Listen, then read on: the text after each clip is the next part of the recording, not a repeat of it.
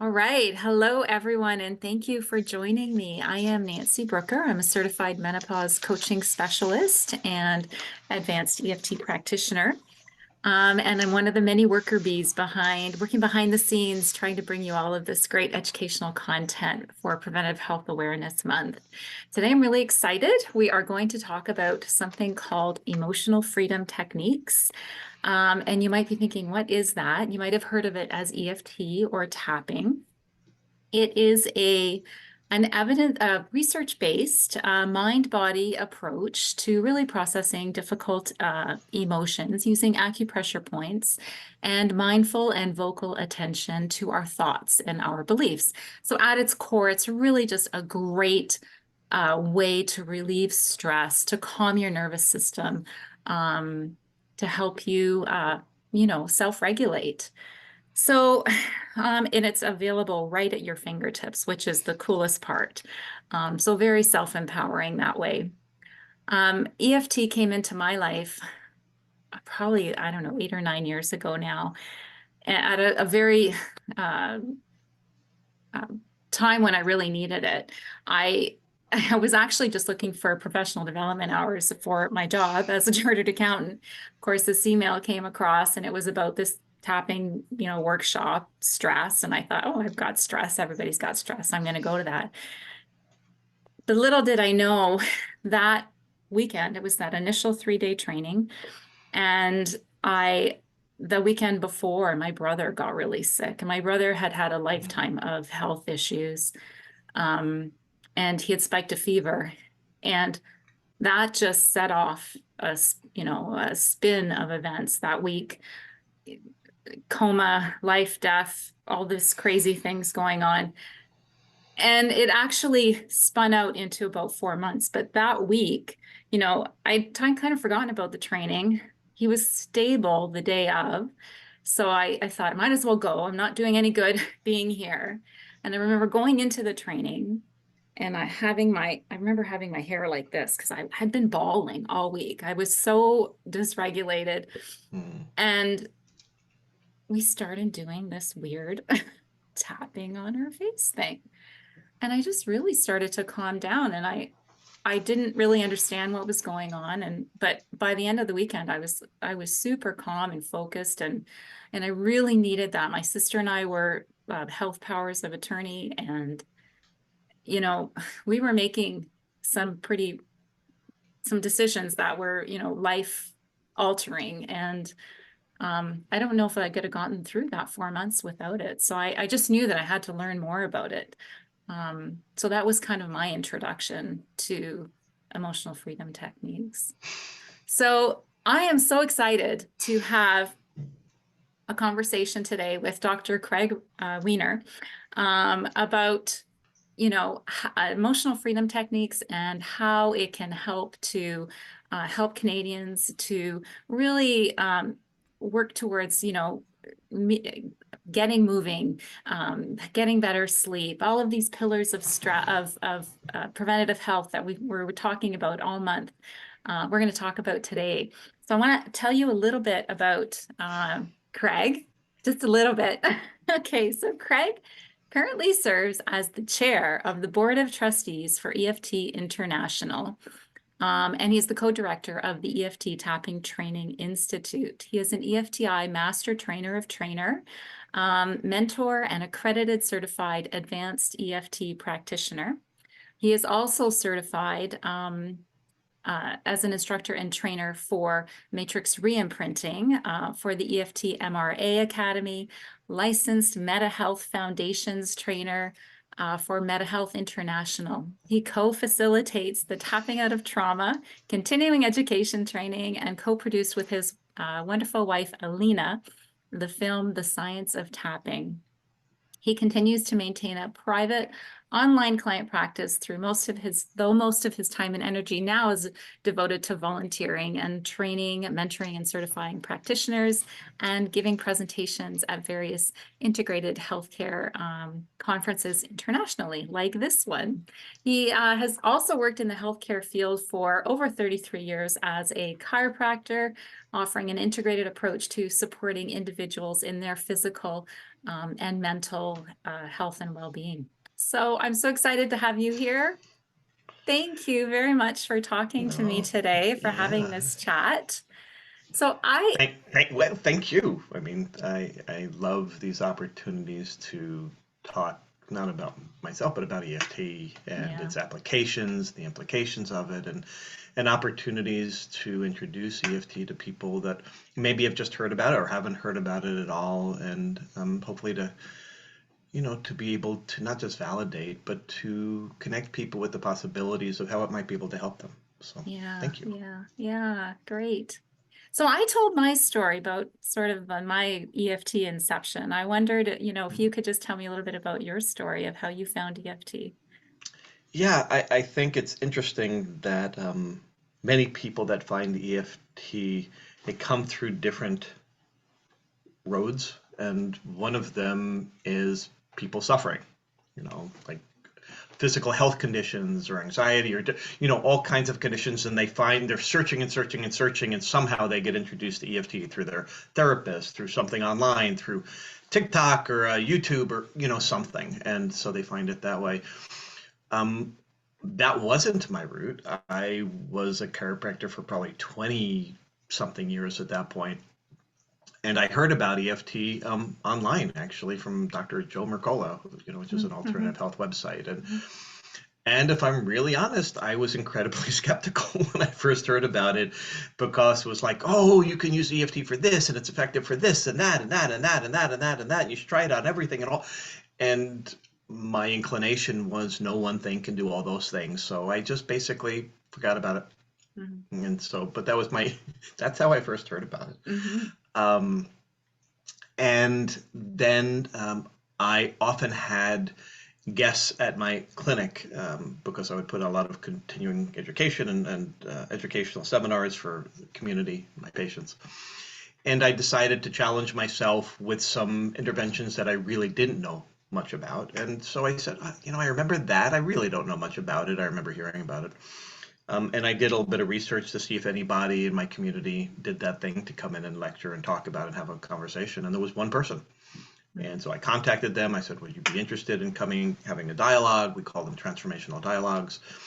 And it was so transformational that I ended up marrying the person, and my life changed dramatically. So Mm-hmm. Alina was that person that ended up lecturing in my office. So, Right.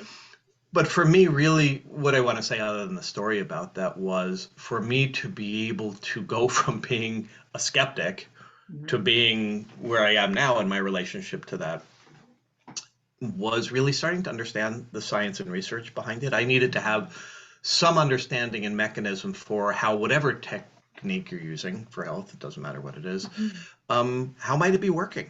Yeah. I know it's not necessarily factual, but what are the hypotheses? What is the understanding for the mechanism? And the real way that I started to understand it was, how can EFT help with movement and pain? How can EFT help with self-esteem?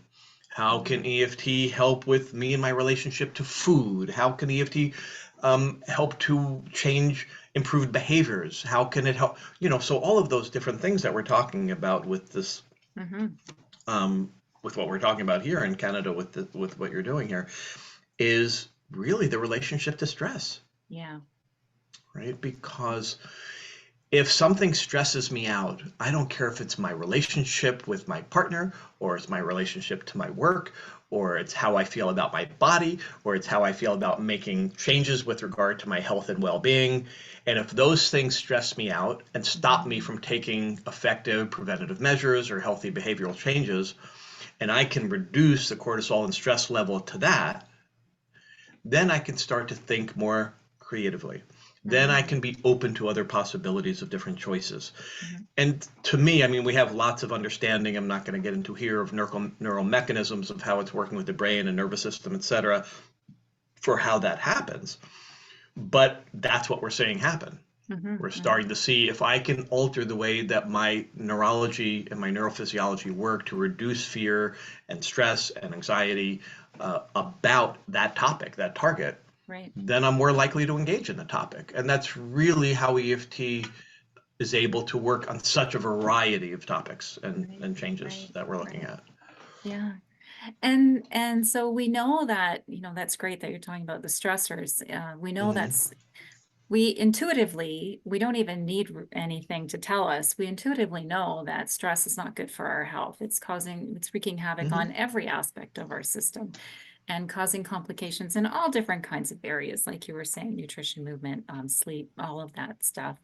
Can you speak a little bit to some of the research around, Sure.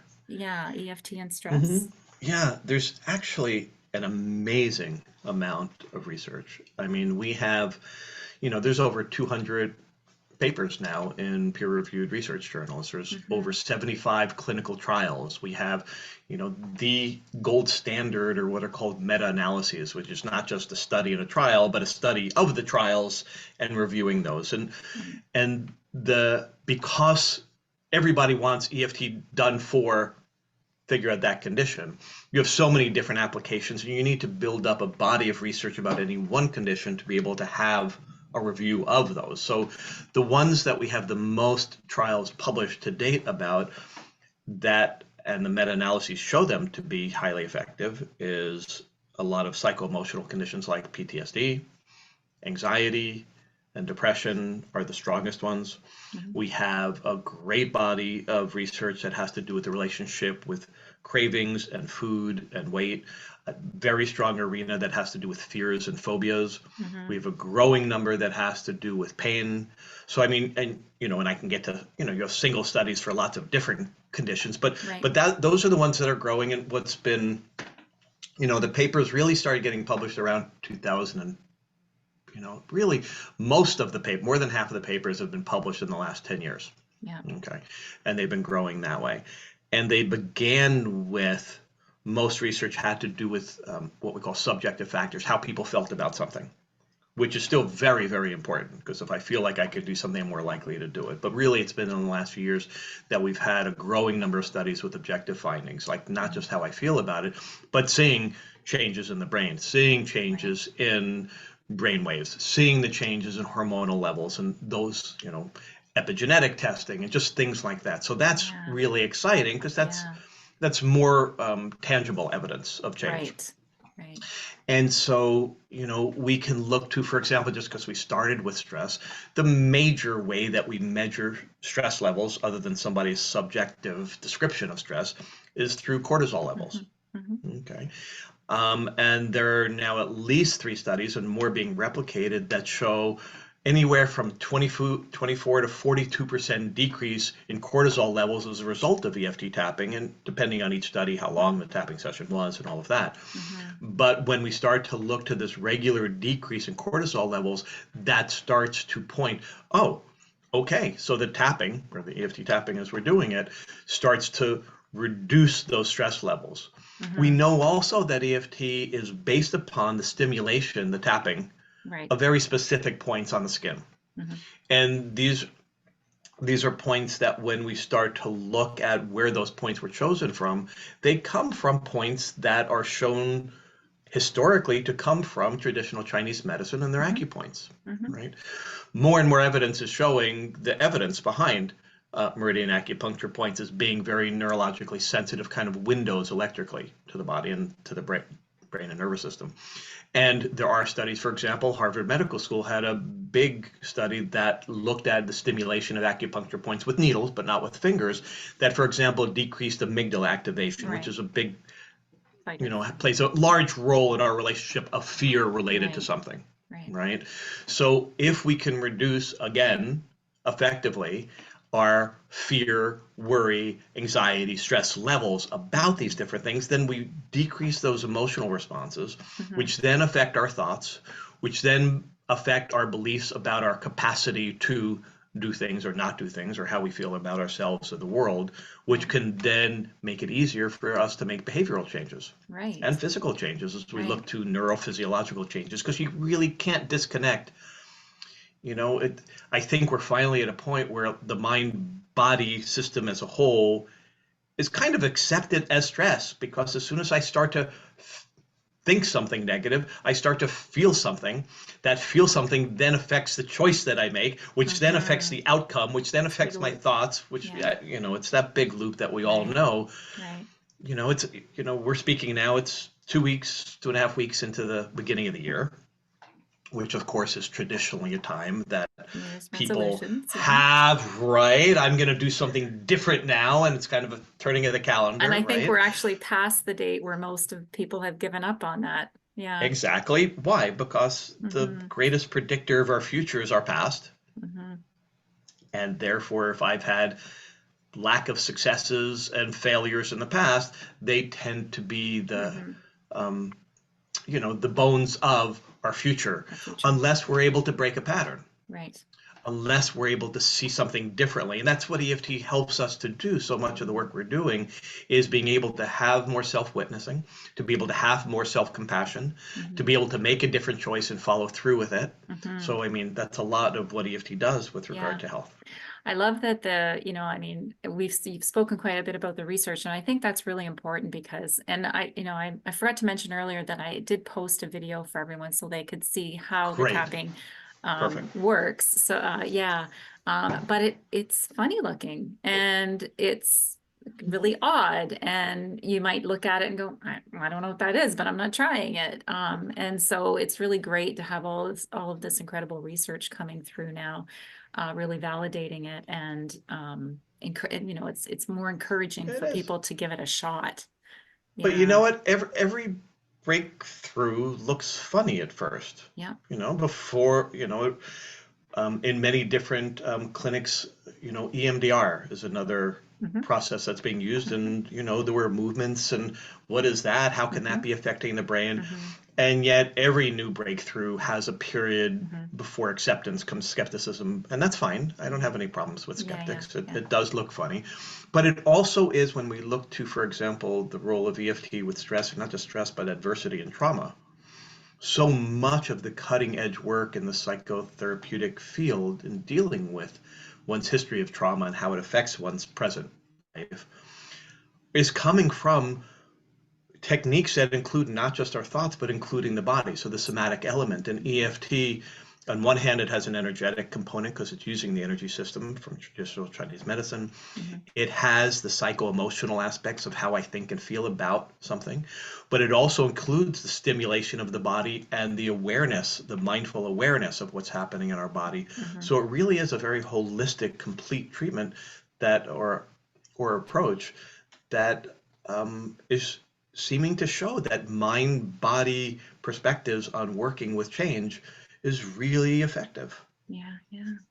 Let's get a little bit more specific now. Let's talk a little Great. bit more about nutrition.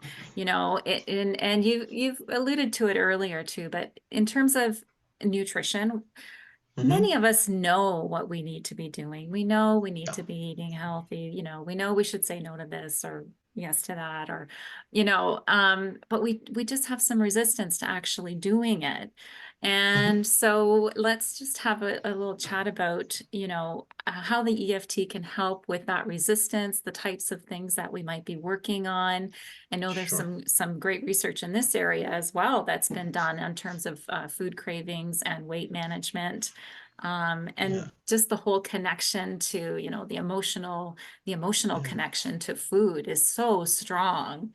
it um is. yeah. What you said is right on track. The alma mater at our daughter's university was to know is not enough, Mhm. or one of the sayings of the university. And Yeah. so, um, and that's so true. To cognitively know what I should do differently is not enough to affect change most of the time. Hmm. Hmm. So, what is? Well, things that have to do with the survival part of our brain, things that are connected to the emotional part of our brain, are deeper evolutionarily in the development of our neurology than our cognitive cortical thinking, right? And so therefore, those that are emotionally connected are going to win. And food, of course, is very survival connected because without it, we die. And our emotional connection to food can be incredibly powerful, right? I think most people can be aware of that. It's connections to that which feels nourishing to us. Childhood memories of different types of food. You just all of a sudden mention some, Snickers or whatever, Right. some food from your childhood. Yeah. It's like, Yeah. oh, it's not just about the food and the taste. It's about how it makes you feel and that inner emotional nourishing and coziness and feeling special and all of those things. So when we have a hard time giving up or changing our relationship to our intake of certain things, it's not about the food. It's about how the food makes us feel. And so working with our relationship to food and nutritional choices and making dietary changes because we have diabetes, because we're just trying to be preventative and whatever it is, it's much more than just making a decision. And just a decision usually will last you a week or a month or whatever it is, and then we go revert back until we are able to alter and understand how are those needs of nourishment not being met in my life. Right. That it's showing up as me, the food. Yeah. So often cravings are a part of that relationship of where I crave a food. It's not necessarily addiction, but it's like this physiological and emotional feeling of like, I need that.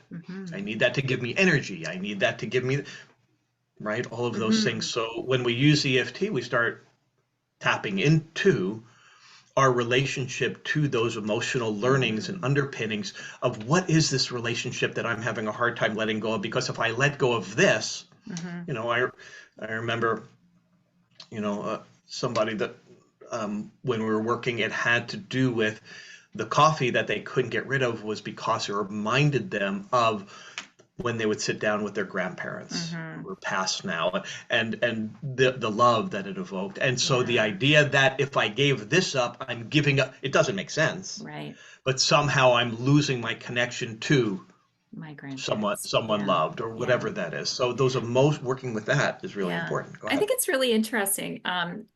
Because it's not just it's certain foods and certain smells and it can be anything. As a kid, one of the strongest memories that I have is, I'm not a smoker. I've never been a smoker, but when I walk past somebody and I just get a smell, it reminds me of being at the beach every Sunday.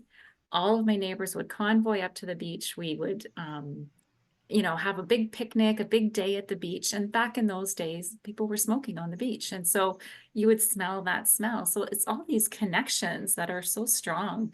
So it could be Olfactory stimuli is such a deep part of the brain with regard to survival for detecting safety versus not safety. So these are really deep learnings that are laid down in our neurology that are much older than our newer cortical understanding of things and the way that we think about it that way. So dealing with those emotional underpinnings are so key important. factors. We're seeing, in Noom and other things, finally starting weight loss as being more than just willpower. Right.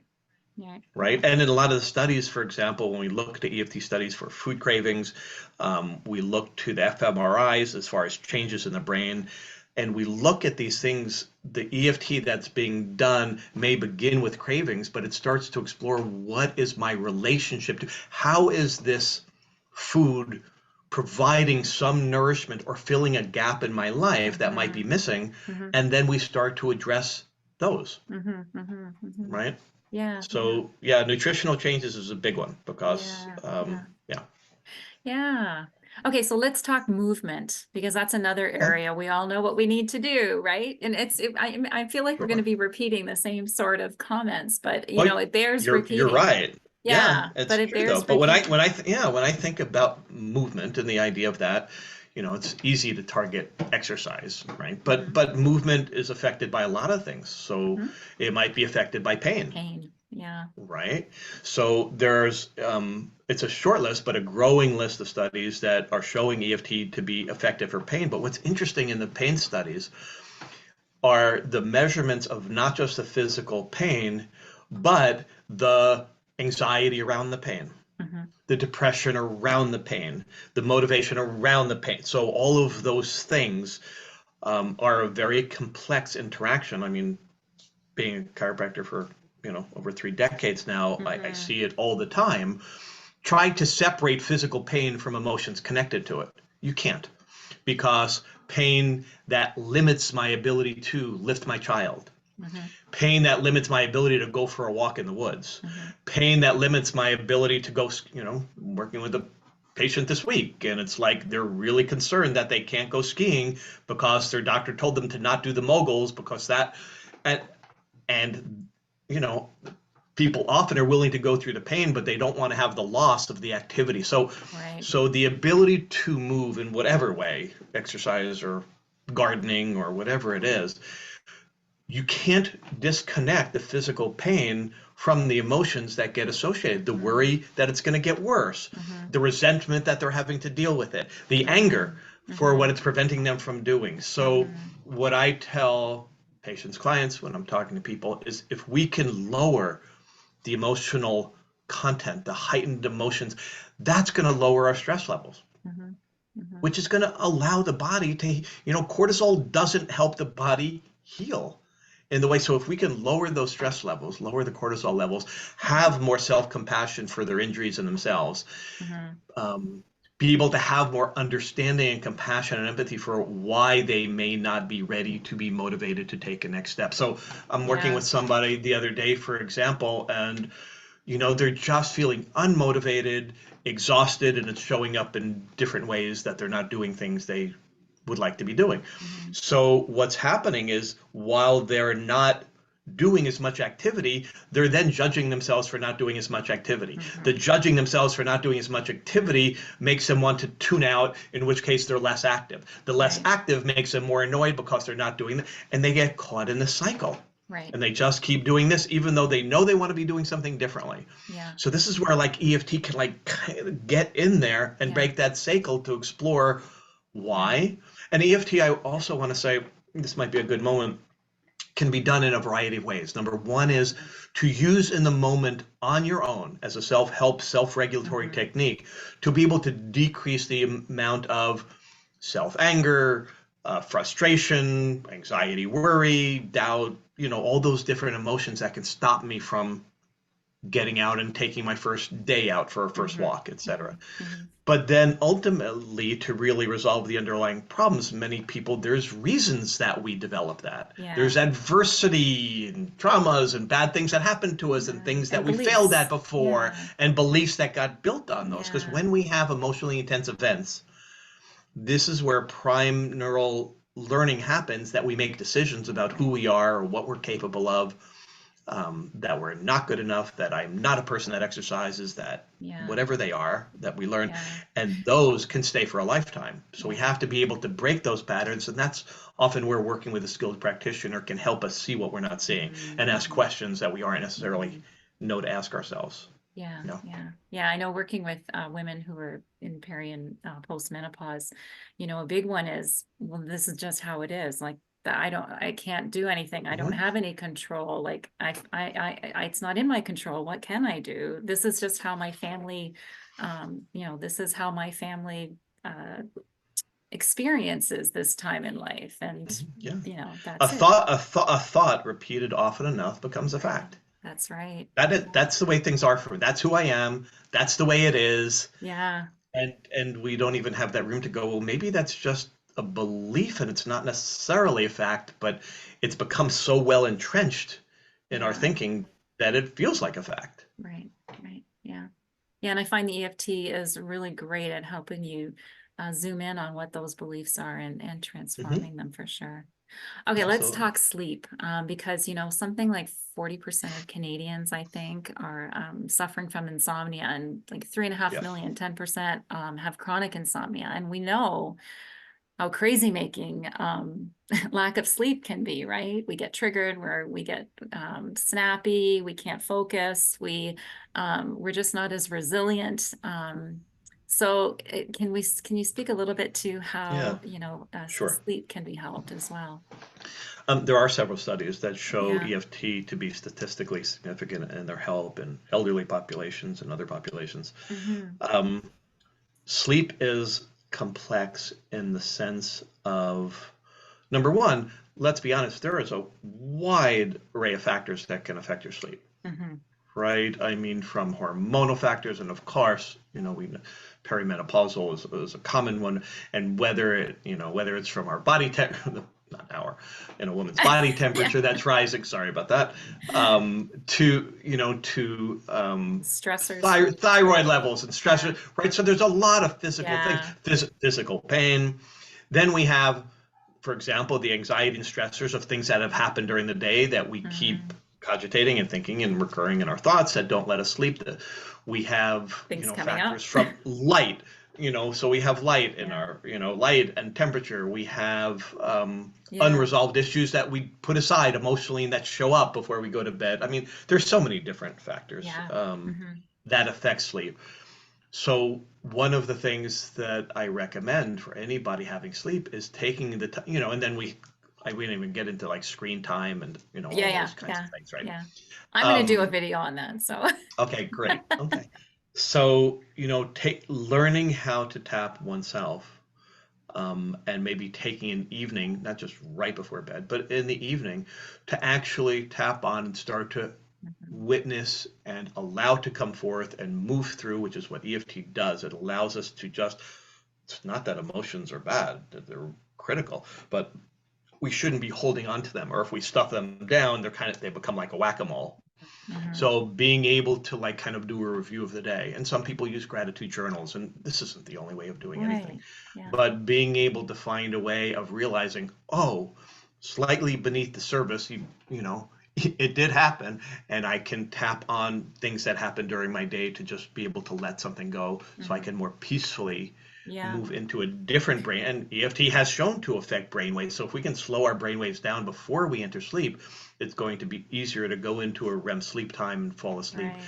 But we also have people that are lying awake at night or awakened during the night, Hmm. and learning how to self tap, whether just through light tapping or touching or even Touching, imagining imagining. tapping, Yeah. right? So there are a lot of different applications for this that we Yeah. can use for Yeah. sleep related Yeah. issues beside not having your caffeine. I mean, there's a lot of good Yeah. slight Yeah. sleep There's hygiene things out there. We're just saying EFT can be one of those tools. right. And what I find is really cool is with, thinking about ages and stages through life, young children tend to release those sorts of things really quickly. So, just tapping with your child before they go to bed on, Yep. well, today Bobby pushed me in the schoolyard, or I don't know, whatever, or No. called me a name, Yeah, no, or, it's really important. There's a and whole way to really, work with children, yeah, and that's yes, really good to help yeah, them be able to relax yeah, before they go to bed. Yeah, yeah, absolutely. yeah, yeah. It's interesting that whole, uh, there's studies on imaginal tapping too, which is really interesting to me, where you're just thinking about tapping and you're um, getting some results. Well, I mean, think about it this Yeah. way. If you look to the most cutting edge sports psychology, sports Mhm. performance, right? We know that when I think about something, when I imagine running a race successful, I don't think there's probably an Olympic athlete that doesn't Mhm. include Mhm. some sort of imaginal rehearsal, because to the brain and then to the body, it's as if it's happening now. That's right. Yeah. If you look to so many martial arts or energy practices, whether it be qigong, etc. So in other words, as we've heard many times, is where attention goes, energy flows. Right. So if I can put my attention on something, then imagining is as real to the brain and body as Mhm. doing. Mhm. So Mhm. yeah. That's fantastic. Yeah. Okay, so the last area that I just wanted to cover was the whole mindset and health esteem. We've talked about this concept of Mhm. taking, becoming your own self-advocate, becoming the CEO of your health, taking the action that you need.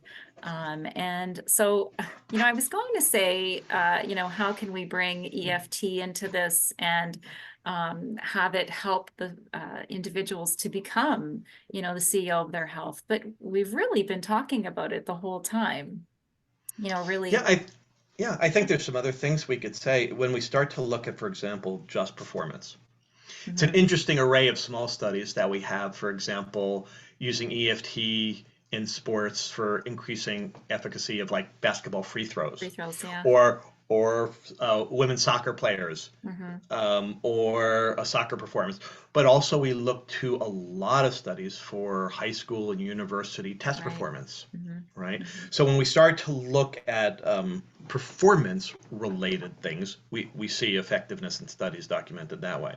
But more than that, that's really interesting when you say self-advocacy, and the self-esteem with that, that gets very layered, Mhm. right? The ability for me, well, for each person is different, but I see this a lot for self-advocacy for somebody with relationship with their healthcare provider, Mhm. Mhm. being able to feel worthy enough to be able to Mhm. make choices on their Mhm. what's best for them, Mhm. despite somebody's giving them maybe a contrary point of view. Right. Whether historically they've been told or they learned that that that they didn't have a choice, Right. whether it be giving away powers to others because I'm I mean, it's just so stereotypical for many women to say, my family comes first, my children come first, and all of those things. And we all have different roles as caregivers, and where we place ourselves and our own needs. Mhm. To Mhm. advocate for self can often bring up deep-seated Right. false learnings Right. about my opinion doesn't matter. I don't Mhm. know what's best here. They do, somebody else does, and giving away our power to others. So the self advocacy within one's own body and well being can often bring up a lot of very core decisions about a Mhm. person, how they Mhm. believe, how they see themselves or their world or their relationship to others that maybe they put on a pedestal or somebody knows more than them. How do we Yeah. self advocate for ourselves? Sounds simple, Yeah. but often has emotional deep learnings that challenge that. Yeah. Well, I think one of the beautiful things about doing the tapping is that it's very self-empowering because it's in your own hands, you know, um, Yes, and just feeling empowered that way allows you to feel a little bit more empowered to get out there and do, um, with agreed. respect to other things. Yeah. Yeah, Yeah. I agree with Yeah. you. Yeah. So if you were to give Canadians advice on how to, if you were, I've Oh never done wow, any that tapping before. I know it's a big question there. No, yeah. what would your first step be? So, Yeah, we you talked about how you there are, start where you start where you that's start, right. right? Yeah. So somewhere, and I mean, one thing that I would say is the beauty of EFT is that it can be very forgiving. Like you could do it wrong and it can still help. You could miss a point and it can still help. You can be not sure what to say in the right words and it can help. Mm-hmm. Increasing effectiveness is going to be learning from a more reputable source, Mm-hmm. listening and watching what you're going to be showing them as a good Mm-hmm. beginning place for self-application. Mm-hmm. What I don't recommend is somebody is like gung-ho and they're like, I know the source of this, and they start working on their own childhood traumatic events, and that, like, don't do that. That's not Mm-hmm. smart and it's not safe. That you should Right. work with a skilled trauma-informed Practitioner. practitioner. Of course. Yeah. But there are a lot of ways, again, to be able to use self-regulation and EFT for that. And I think just even what you're going to be showing them is going to be a Mm-hmm. great starting place. Right. And Right. they should maybe reach out to you, or, I mean, there are a lot of good sources out there, and hopefully you'll That's right. provide some here for Yeah. them. So Of start where course. you're at. Yeah. Wherever you start is fine. And the first thing that I teach my clients at the beginning is even just how to tap without words. Because when you're Yeah. feeling stressed, you forget. Blood Yeah. flow drains from that frontal cortex. Right. You're not thinking most clearly. And even just starting to just tap on the points gently as a practice that's starting to put your own healing into your own hands to be able to regulate so that when, as Dan Siegel says, when we flip our lid, when, blood flow, when we get stressed and worried and our blood flow drains from that frontal part of our cortex, is that we need something, EFT or otherwise, to start to return us back to a neuroregulated Right. state so I can be more creative and I can do this. Oh, I have this resource. Oh, now I totally forgot that I could call so and so and I could take this next step. So, you know, you have the healing in your own hands, and that's the beauty of EFT is you don't need any equipment. You Mhm. don't have to buy anything for that. And start where you start with your own learning, and who knows, you might end up being an EFT trainer by Yeah. somewhere You down the never road. know. You never know. Yeah. Yeah. I mean, and as with any sort of, modality or technique or that you might use for yourself, it only works if you actually use it. So just to give it a try, right? Yep. Yeah, and see if it works for you. Yeah. All right. Do you have anything else you want to add before we finish up?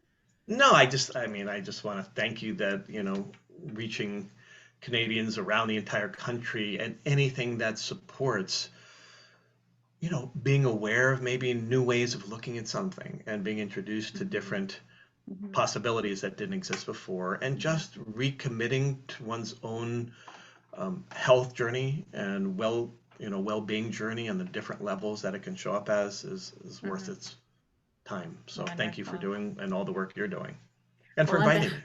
on behalf of everybody in our FAM community, I just want to thank you for chatting with You're us welcome. today. I think My it's some pleasure. great information, and I'm excited to see where it goes from here.